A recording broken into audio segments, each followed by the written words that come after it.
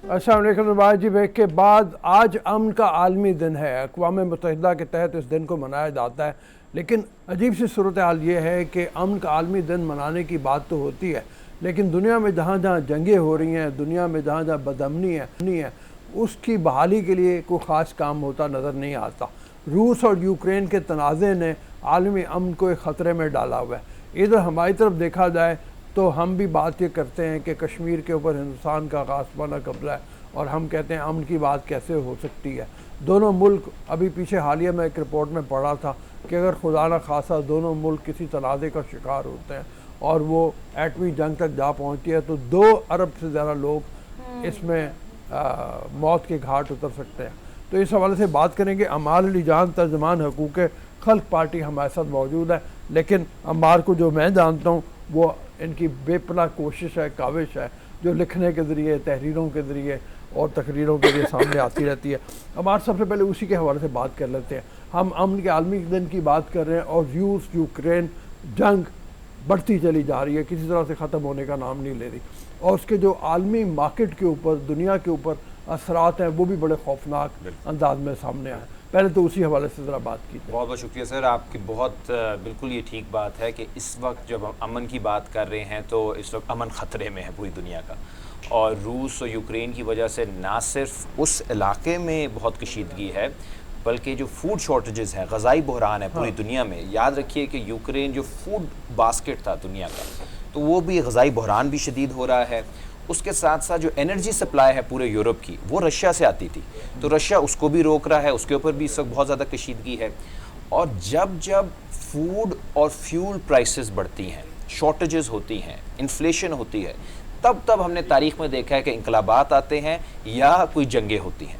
तो इस वक्त सबसे बड़ा ख़तरा ये है कि ये तनाव बढ़ता जाएगा, और क्योंकि आम आवाम की ज़िंदगी पे असर पड़ेगा यूरोप के अंदर भी और बाकी दुनिया के अंदर भी, तो ये नफ़रत फैलाने वाली जो क़ुव्वतें हैं उनको ज़्यादा तक़वियत मिल सकती है। इसलिए बहुत ज़रूरी है, मैं ख़याल आज जो हम गुफ्तगू करने जा रहे हैं वो करें, क्योंकि इस वक्त अमन ख़तरे में है। और जब तक इंसाफ नहीं मिलेगा, ये एक एंटी वॉर मूवमेंट जो अमेरिका की थी वियतनाम के जंग के दौरान, उनका ये स्लोगन होता था, नो जस्टिस नो पीस।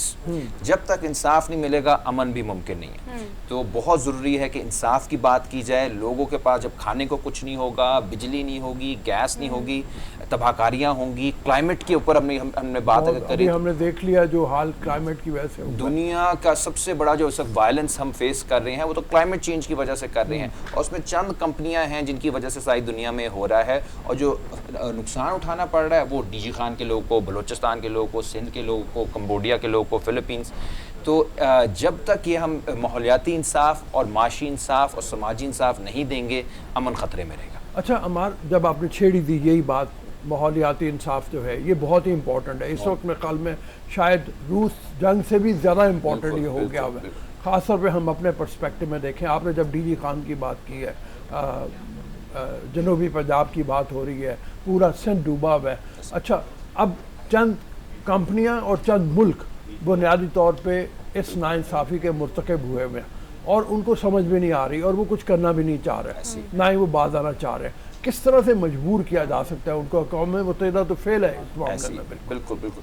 आप ये देखें कि इस वक्त तकरीबन कोई 100 कंपनियां हैं जो कि 50% जो एमिशंस हैं दुनिया में उनकी वजह से हो रही है, 100 कंपनियों की वजह से।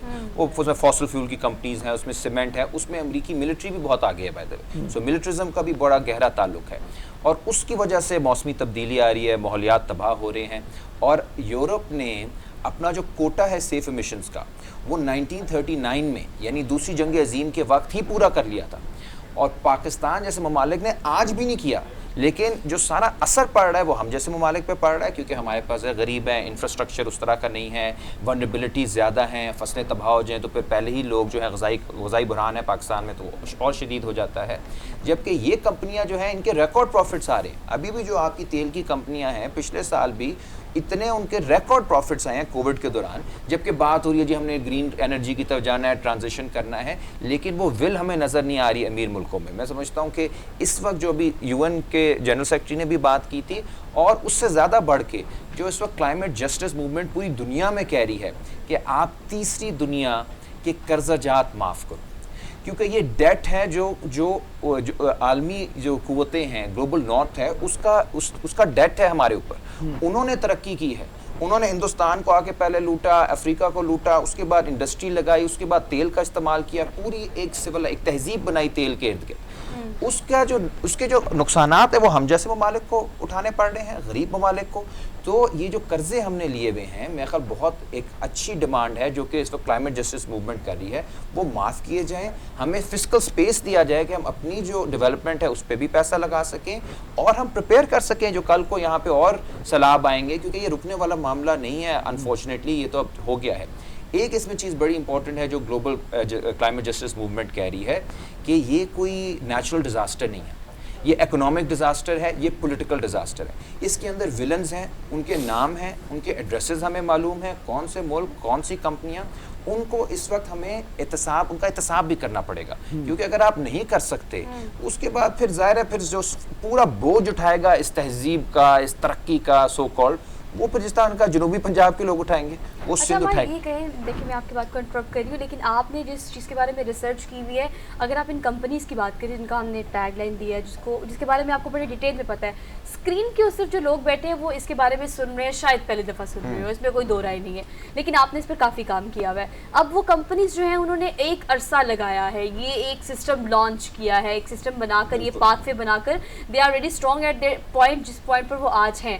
اگر آپ کی اس پارٹی کی بات کی جائے کہ میرے خیال سے حقوق خلق ہے، رائٹ، آپ نے اسے ریسنٹلی رجسٹرڈ بھی کیا ہے. ایک ٹپیکل طریقہ ہے سسٹم بنانے کا جو کہ پوری دنیا میں رائج ہے اور ہر کوئی پارٹی بناتا ہے، یہ ان کا یونرا ہے، ٹک مارک یہ کریں گے اور اس طرح سے فیمس ہو جائیں گے اور یہ ہمارے کام ہے، یہ ہم کرنا چاہتے ہیں. What kind of different things you are going to launch جو کہ ایک اسٹیریو ٹائپ کو بریک کرے؟ جو آپ باتیں کر رہے ہیں وہ باتیں کرنا اور اس کو امپلیمنٹ کرنا، there is a huge kind of difference. So آپ کی پارٹی یا آپ کس طرح سے اس چیز کو توڑ سکتے ہیں، کس طرح سے ہمارے پاس حل نکل سکتے ہیں اس چیز؟ بہت ٹھیک بات ہے، کیونکہ یہ کہنا آسان ہے، ظاہر ہے بہت آسان ہے، لیکن میں یہ بھی بات کروں کہ اکثر جو ہمارے پولیٹیشینز ہیں وہ کہتے بھی نہیں ایسی باتیں، کیونکہ انہیں پتہ بھی نہیں فرینکلی. یہ تحقیق کرنی پڑتی ہے اور یہ میرے خیال ذمہ داری ہے ہمارے لیجسلیٹرز کی کہ ان کا کام ہی میں نہیں ہے کہ وہ پڑھیں کہ کیا ہو رہا ہے دنیا میں. جب آپ نے لیجسلیٹ کرنا ہے آپ کو پتہ ہونا چاہیے کہ آپ کے ٹائم کے بڑے سوال کیا ہیں. جب آپ سوال ہی غلط پوچھیں گے تو ظاہر جواب ہی غلط ملے گا. ہمارے تو اکثر سوال جو ہیں معاشرے کے وہ ابھی بھی غلط ہیں. 21ویں صدی والے جو سوال تو آدھا تو ہماری ڈائریکشن ٹھیک ہے کہ حقوق خلق پارٹی سوال یہ پوچھ رہی ہے کہ اس وقت امن کے مسئلہ کیا ہے، ماحولیات کا مسئلہ کیا ہے، معاشی انصاف کا مسئلہ کیا ہے. دوسری جو امپورٹنٹ بات ہے ہمیں اپنے ڈیولپمنٹ ماڈل پہ بات کرنی پڑے گی. یہ بہت بڑی بات ہے. دیکھیں آپ انڈیا پاکستان کا میچ دیکھیں، اگر انڈین چینل پہ آپ دیکھ رہے ہو تو سارے ایڈز آتے ہیں، آئی ٹی کا کوئی ایڈ آ رہا ہوتا ہے، کوئی آرٹیفیشیل انٹیلیجنس کا ایڈ آ رہا ہوتا ہے، کوئی کسی اور انفارمیشن. پاکستان کے دیکھ رہے ہو تو صرف ہاؤسنگ سوسائٹیوں کے آ رہے ہوتے ہیں. آپ نے اس ملک کو پلاٹستان بنا دیا ہے. ابھی بھی جو ساری پارٹیوں کا جو مین ویژن ہے وہ یہی ہے کہ کسی طرح جی ہم جو ایگریکلچر لینڈ ہے اس کے اوپر ہم کچھ پلاٹ بیچ دیں. یہ ابھی جو کل مظاہرے ہوئے ہیں، آپ کو روڈا کا پتہ ہے، اس کے اوپر کسان کل بھی نکلے ہوئے تھے، سٹ ان کر رہے تھے کہ پوری دنیا کہہ رہی ہے پاکستان کے اندر غذائی بحران ہے. اینجلینا جولی نے آگے کل یہ کہا ہے، اور ہماری جو حکومتیں وہ کہہ رہی ہیں ہم زرعی زمین چھین کے فصلیں تباہ کر کے وہاں پہ پلاٹ بنائیں گے. تو یہ ہمیں اس آبسیشن سے نکلنا پڑے گا. ہمیں اپنی زراعت کو بچانا پڑے گا، اپنے دریاؤں کو بچانا پڑے گا، اور جو انڈسٹریل ڈیولپمنٹ ہے، سیف انڈسٹریل ڈیولپمنٹ، اس طرف جانا پڑے گا. یہاں پہ تو آپ کو پتہ ہے لوگ محنت نہیں کرنا چاہتے، بس فائلوں کے اوپر پیسہ کما رہے ہیں. اس کا نقصان یہ ہوتا ہے کہ آپ کا ماحول بھی تباہ ہوتا ہے، آپ کی معیشت بھی تباہ ہوتی ہے، اور نوجوانوں کو کوئی فیوچر پلاٹوں میں اب لوگ نوجوانوں نے کیا فیوچر دیکھنا ہے؟ ان کو جھوٹا دکھا رہے ہیں، کیونکہ ایک عام نوجوان تو وہ پلاٹ کبھی خرید ہی نہیں سکتا. ہمیں تو ان کو اے آئی پہ لے کر جانا ہے، انفارمیشن ٹیکنالوجی پہ لے کر آنا ہے، نالج اکانومی پہ لے کر جانا ہے. ٹھیک ہے، حرمیت ہمارے ساتھ موجود ہے، ذرا ان کا بھی سوال لے لیں. جی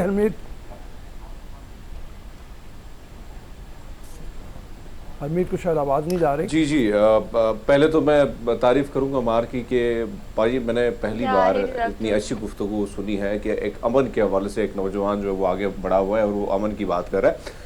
آپ سے جاننا چاہوں گا کہ جس طرح آپ نے ذکر کیا کہ آنے والا جو دور ہے وہ اور زیادہ خطرناک ہے اور بدامنی جو ہے وہ زیادہ پھیل جائے گی، بڑھ جائے گی. ایسے میں تھرڈ ورلڈ کنٹریز جو ہیں اس کو کیسے دیکھتے ہیں اور ماڈرن ورلڈ پہ اس کے کیا اثرات پڑیں گے؟ بہت اچھا سوال ہے حمید بھائی. ایک تو یہ جیسے جیسے آپ کی جو اسکیرسٹی ہے وہ بڑھے گی، جس طرح ہم کہہ رہے ہیں کہ فوڈ شارٹیجز ہو سکتے ہیں، فیول شارٹیجز ہو سکتے ہیں، آپ کے جو نوجوان ہیں ان کو مستقبل ان کا جو ہے وہ نظر نہیں آئے گا. دیکھیں ایک نوجوان ہے 20 22 23 سال کا, اس کے خواب ہیں کہ اس نے کوئی کریئر بنانا ہے, گھر لینا ہے, گاڑی, جو بھی خواب ہوتے ہیں نوجوان کے. آپ اسے ایک ایسی دنیا دے رہے ہو جس میں خوف ہے, جس میں دہشت ہے, جس میں کھانا پورا نہیں ہے, جس میں فیول پورا نہیں ہے, تو وہ اس نوجوان کے جو سارے خواب ہیں وہ ٹوٹ جائیں گے. تو وہ بیگانگی جو ہے وہ ایک بیگانگی, ایک بے چینی کو جنم دیتی ہے. اور یہ ہم نے دیکھا ہے پوری 20ویں صدی کو آپ اٹھا کے دیکھ لیں, جب یہ فوڈ انفلیشن ہوئی ہے, فیول شارٹیجز ہوئی ہیں, لوگوں نے ظاہر ہے زندہ تو رہنا ہے, پھر لوگ کیا کریں گے, بغاوتیں کریں گے, حکومتوں کے خلاف بغاوتیں ہوں گی, اور حکومتیں بھی کیا کریں گی, وہ اپنے اوپر بلیم لینے کے بجائے وہ دوسری حکومت پہ ڈالے گی, وہ کہ وہ دشمن ہے, سرحد پار تمہارا دشمن ہے, وہ کوئی دور بیٹھا دشمن ہے, XYZ ریلیجن کا بندہ تمہارا دشمن ہے, کیونکہ خود احتسابی کسی میں ہے نہیں, اپنے آپ کو ٹھیک کرنا نہیں. اور مجھے جو ڈر ہے جو اس وقت روس بھی کر رہا ہے, امریکہ بھی بہت حد تک کر رہا ہے, کہ وہ اپنا جو ان کا بحران ہے, امریکہ کے اندر بھی بڑا شدید بحران ہے اس وقت مہنگائی کا, روس کے اندر ظاہر ہے جمہوریت کا بھی بحران ہے, اور بھی بحران ہے, وہ اپنے اوپر لینے کے بجائے اپنے جو حکمران طبقات ہیں وہ حکمران طبقات انہیں کہہ رہے ہیں اصل دشمن تمہارا ماسکو میں بیٹھا ہے, بلیم گیم ہے, بالکل بیجنگ میں دشمن ہے, ادھر ادھر دشمن ہے. ہماری یہ حکمران یہ کب سے کرتے آ رہے ہیں, کبھی دلی ہے, کبھی اسرائیل ہے, کبھی کوئی ہے, نو ڈاؤٹ کہ دشمنیاں بھی ہوتی ہیں ورلڈ لیول پہ, لیکن اگر آپ اپنے حکمرانوں کا پہلے احتساب نہیں کریں گے اور آپ ان کو الاؤ کر دیں گے کہ وہ بلیم گیم یہ والی کرتے رہیں, تو پھر عوام یوز ہوگی, اور خطرہ یہ ہے کہ آنے والے دنوں میں ایسا یہ چیز بڑھ جائے گی اور ایک دوسرے سے ہمیں لڑوایا جائے. اچھا عمر, آپ احتساب کی بات کر رہے ہیں, چلے ہم خود احتسابی کی بات کر لیتے ہیں. ایک سسٹم ہے, اس سسٹم میں سارے لوگ ہیں, اس میں آپ بھی ہیں, میں بھی ہیں, عبدالرؤف صاحب بھی ہیں, حرمیت بھی ہے, ہم سب اس سسٹم کا پارٹ ہیں. اگر اس سارے سینیریو میں آپ دیکھیں تو ایز اے انڈیویجول کسی ایک بندے کو اس چیز کے لیے کنونس کرنا, آپ نے فائلز کی بات کی, آپ نے کنسٹرکشن کی بات کی, میں بارہا بات کرتی ہوں کہ ہم نے کس طرح سے کنسٹرکشن کو کس لیول پہ جا کے دیکھا ہے. پہاڑ ہم نے کاٹ دیے, دریاؤں کا رخ ہم نے موڑ دیا, ہر وہ کام کیا جس سے قدرت بعد میں اپنا انتقام لیتی ہے اور پھر ہم سفر کرتے ہیں. یہ سب کم ہو رہے ہیں, لیکن اب ایز اے انڈیویجول ایک بندے نے پیسہ کمانا ہے تو اس کو فائل ہی بیچنی ہے, اس کو ایڈورٹائز ہی کرنا ہے, مارکیٹ ہی کرنا ہے, اس کا ٹارگیٹ اور ہے. وہ اکیلا بندہ یہ نہیں سوچ سکتا, یا وہ یہ کیوں سوچے گا کہ میں اگر بہتر کروں گا تو اس ملک کا بہتر ہوگا, یہ ملک بہتری کی جانب جائے گا. ایک بندہ ایسا نہیں سوچتا. ہم نے ایک بندے کی ایک سوچ کے ایک نظریے کو چینج کرنا ہے, اس کے لیے ہمیں کتنا وقت درکار ہے, ہاؤ از اٹ پاسبل؟ دیکھیے آپ نے بہت اچھی بات کی کہ یہ جب تک ہمارے اندر اجتماعی سوچ نہیں آئے گی تب تک کوئی حل نہیں اس کا نکل سکتا, کیونکہ یہ کرائسس انڈیویجول کا کرائسس نہیں ہے, یہ کرائسس جو ہے یہ ایک عالمی کرائسس ہے, یہ کلیکٹیو کرائسس ہے, یہ اجتماعی کرائسس ہے, یہ ہم سب کا کرائسس ہے. اور جو حکومت ہے, جو آپ کے لیجسلیٹرز ہیں, ان کا کام ہے کہ وہ شعور بڑھائیں لوگوں کا. یہاں پہ تو جس قسم کی گفتگو ہوتی ہے ٹی وی چینلز پہ, گالم گلوچ, ایک دوسرے پہ الزامات ہر طرح کے, اس سے ہٹیں, کیونکہ جو مرضی آپ ایک سنکنگ شپ پہ آپ جس مرضی کو کیپٹن بنا دیں, وہ اگر شپ سنک کر رہی ہے تو وہ سنک ہی کرے گی.